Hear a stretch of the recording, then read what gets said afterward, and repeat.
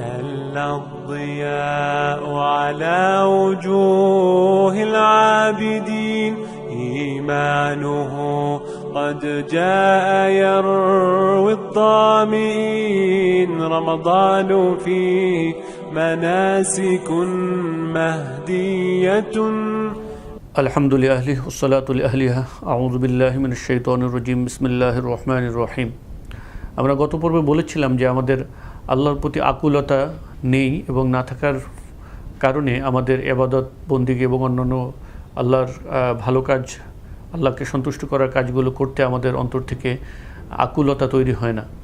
তো আজকে আমরা ইনশাআল্লাহ কিছু কথা বলবো কিভাবে আল্লাহর প্রতি আমাদের ভালোবাসা বৃদ্ধি করা যায়, আল্লাহ তাআলার প্রতি আমাদের মনের ভিতরে এক ব্যাকুলতা তৈরি করা যায় যেগুলো আমাদেরকে সাহায্য করবে আমাদেরকে ইবাদতের পথে এগিয়ে যেতে এবং আল্লাহর সন্তুষ্টিমূলক কার্যক্রমের দিকে কাজকর্মের দিকে আমলের দিকে এগিয়ে যেতে।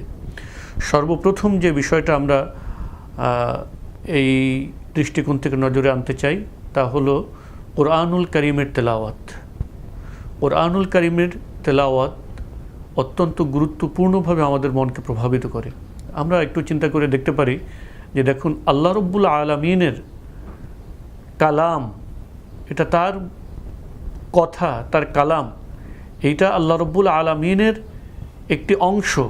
আল্লাহ রব্বুল আলামিনের কালাম, এটা মাখলুক না, এটা কোনো সৃষ্টি না, এটা স্রষ্টার কালাম। সে আল্লাহ রব্বুল আলামিনের কালামের যে কত গভীর এবং গভীর প্রভাব মানুষের উপরে পড়ে এর অনেক উদাহরণ আছে। অনেকে ইভেন কোরআনের অর্থ না বুঝেও কোরআনের যে ধরন, কোরআনের যে এর যে সুর, এর যে কথা, এর যে বাক্য, এগুলো মানুষের অন্তরের উপরে অর্থ না বোঝার পরেও মানুষের উপরে প্রভাব পড়ে। এবং সাইয়্যিদ কুতুব রাহিমাহুল্লাহ উনি ওনার একটা জীবনের ঘটনা বলেছিলেন যে উনি যখন এক দেশ থেকে আর এক দেশে যাচ্ছিলেন জাহাজে, ওনারা যখন তেলাওয়াত করছিলেন তখন একজন বিধর্মী মহিলা উনি তাদের তেলাওয়াত শুনছিলেন এবং সালাতের পরে ওনাদেরকে জিজ্ঞেস করছিলেন যে এইগুলো কি তোমরা তেলাওয়াত করছিলা, যাকে কিছুতে ওনার কাছে মনে হয়নি যে এটা কোনো মানুষের কথা বা কোনো কিছু, এবং এটা ব্যাপকভাবে ওনার মনের উপরে প্রভাব ফেলেছে এবং উনি জানতে চেয়েছেন এগুলো কি।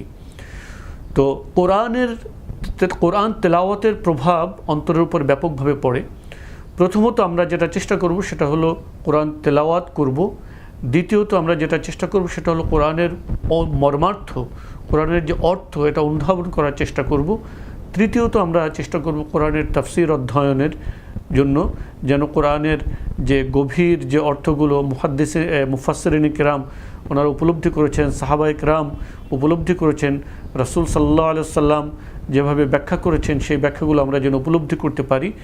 এটা করতে পারলে ইনশাআল্লাহ আমরা কোরআন দ্বারা প্রভাবিত হতে পারবো এবং আমরা আল্লাহ রাব্বুল আলামিনের পথের দিকে, তার নৈকট্য লাভের দিকে এগিয়ে যাওয়ার পথে আমরা একটু অগ্রণী হতে পারবো ইনশাআল্লাহ। দ্বিতীয় যে বিষয়টা আমাদের খেয়াল রাখা দরকার সেটা হলো যে যারা আল্লাহ রাব্বুল আলামিনের পথে চলে, যারা আল্লাহর প্রিয় বান্দা, তাদের সংস্রব নেওয়া, তাদের সান্নিধ্যে থাকা এবং তাদের সার্কেলের ভিতরে থাকা, তাদের সাথে ওঠা বসা করা, তাদের সাথে চলা। কারণ হলো যে আল্লাহ রাব্বুল আলামিনের স্মরণের জন্য তাদের সংস্পর্শে থাকাই সর্বোত্তম, যাদেরকে দেখলে আল্লাহ স্মরণ হয়। এবং রাসূল সাল্লাল্লাহু আলাইহি ওয়াসাল্লাম বলেছেন তুমি এমন মানুষকে, হাদিসের ভাষ্যর মর্মার্থটা এরকম যে এমন মানুষকে বন্ধু হিসাবে গ্রহণ করা উচিত যাকে দেখলে আল্লাহর কথা স্মরণ হয়। কিন্তু আমরা দেখা যায় যে আমরা আমাদের সারাউন্ডিংস, আমাদের ফ্রেন্ড সার্কেলস, আমাদের ইনস্টিটিউশন, আমাদের শিক্ষা প্রতিষ্ঠান, আমাদের চাকরি কর্মক্ষেত্র, সকল পরিবেশগুলো এমন একটা অবস্থা যে সব কিছুর মাধ্যমে আমাদের শুধু দুনিয়ামুখী করে ফেলা হচ্ছে। সব কিছুর মাধ্যমে আমরা শুধু দুনিয়ার দিকে অভিমুখী হচ্ছি, দুনিয়ার দিকে আমাদের আকাঙ্ক্ষা বাড়ছে, দুনিয়ার দিকে আমাদের ভালোবাসা বাড়ছে। কিন্তু আমরা যদি এগুলো থেকে মুক্ত হয়ে এমন বন্ধুদের সাথে থাকতে পারি, এমন মানুষদের সাথে থাকতে পারি যাদেরকে দেখলে আল্লাহর কথা স্মরণ হয়, তাহলেও আমরা খুবই এফেক্টিভলি আল্লাহর ভালোবাসা আমাদের অন্তরে স্থাপন করতে পারবো ইনশাআল্লাহ।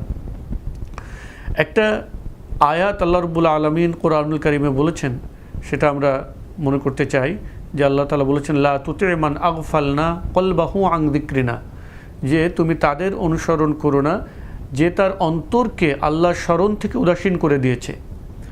দেখুন আল্লাহ তাআলা এখানে বলেছেন যে তার অন্তরকে আল্লাহর স্মরণ থেকে উদাসীন করে দিয়েছে। আমরা অনেক সময় আমাদের সমাজে দেখতে পাই মাহফিল হচ্ছে, অনেক কথাবার্তা হচ্ছে এবং বক্তার আলোচনার শেষে সুবহানাল্লাহ, আল্লাহু আকবার, তাকবীর ধ্বনি হচ্ছে, কিন্তু আল্লাহ তাআলা কিন্তু শুধু মুখের কথা বলেননি যে যার মুখে তোমার আল্লাহ স্মরণ আছে তার সাথে যাও, এটা কিন্তু বলেননি। আল্লাহ তাআলা বলেছেন যার অন্তরকে সে উদাসীন করেনি। সুতরাং অত্যন্ত গুরুত্বপূর্ণ ব্যাপার হলো এখানে যে আমরা মুখ দিয়ে বলি কিন্তু আমাদের অন্তর আসলে কোথায় থাকে এটা আমাদের যাচাই করে দেখা উচিত। আমরা যখন কোরআন তেলাওয়াত করি অনেক সময় দেখা যায় যে হড় করে পড়ে যাচ্ছি, সূরার পর সূরা পড়ে যাচ্ছে, কিন্তু আমার অন্তর অন্যত্র পড়ে আছে। আমরা সালাতের ভিতরে দাঁড়িয়েছি কিন্তু আমাদের অন্তর অন্যত্র পড়ে আছে। আমরা হয়তো কারো তেলাওয়াত শুনছি, সুবহানাল্লাহ বলছি, কিন্তু আমাদের অন্তর সেখানে নেই। তো এই জন্য আমাদের মূলত যে বিষয়টা আমাদেরকে খেয়াল রাখতে হবে যে আমাদের অন্তরের অবস্থাটা কী, অন্তর ইবাদতের সাথে আছে কি না, অন্তরের ভিতরে আল্লাহর স্মরণ আছে কি না। কারণ এটা যদি না থাকে, শুধু মুখের কথা, শুধু মুখের সুবহানাল্লাহ কিংবা মুখের পড়া, এইটা ততক্ষণ পর্যন্ত ভ্যালু অ্যাড করবে না যতক্ষণ পর্যন্ত না সেই কথার সাথে, সেই বাক্যের সাথে, সেই কাজের সাথে আমাদের অন্তরের অ্যাটাচমেন্ট থাকবে।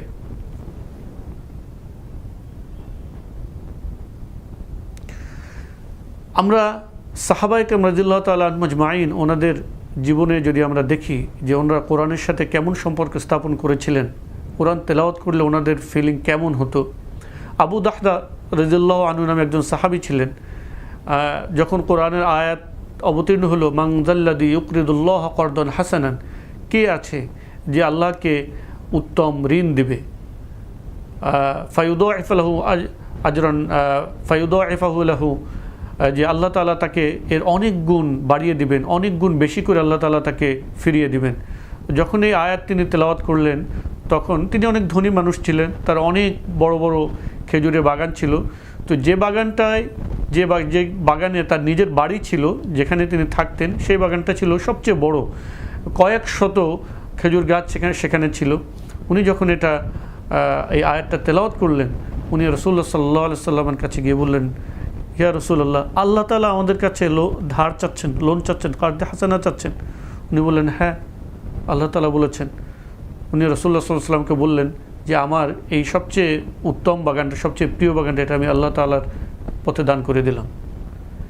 এবং উনি আসলেন এবং ওখানেই ওনার বসত বাড়ি ছিল, ওখান থেকে ওনার ফ্যামিলি সব কিছু প্যাক করে নিয়ে বাগান থেকে বেরিয়ে গেলেন, আল্লাহর পথে দিয়ে দিলেন। এইভাবে ওনাদেরকে কোরআনের কথা ওনাদেরকে প্রভাবিত করত। আমরা জানি সূরা বাকারার শেষের দিকে একটা আয়াত রয়েছে, আল্লাহ তাআলা যেখানে বলেছেন ওয়া ইন তুবদু মা ফি আনফুসিকুম আও তুখফুহু ইউহাসিবকুম বিহিল্লাহ, তোমরা মুখ দিয়ে কোনো কিছু প্রকাশ করো কিংবা কোনো কিছু গোপন রাখো, আল্লাহ তাআলা তোমাদের হিসেব নেবেন সব কিছুরই। এই আয়াত যখন অবতীর্ণ হয়, সাহাবায়ে কেরাম রাদিয়াল্লাহু আনহুম আজমাইন অস্থির হয়ে গেলেন, পেরেশান হয়ে গেলেন যে ইয়া আল্লাহ, আমাদের অন্তরে তো কত কথা এমন আসে, কত খারাপ চিন্তা আসে, কত দুনিয়ামুখিতা আসে, কত কিছুই আসে অন্তরে। এগুলো যদি আল্লাহ তাআলা হিসাব নেন তাহলে আমাদের কি অবস্থা হবে।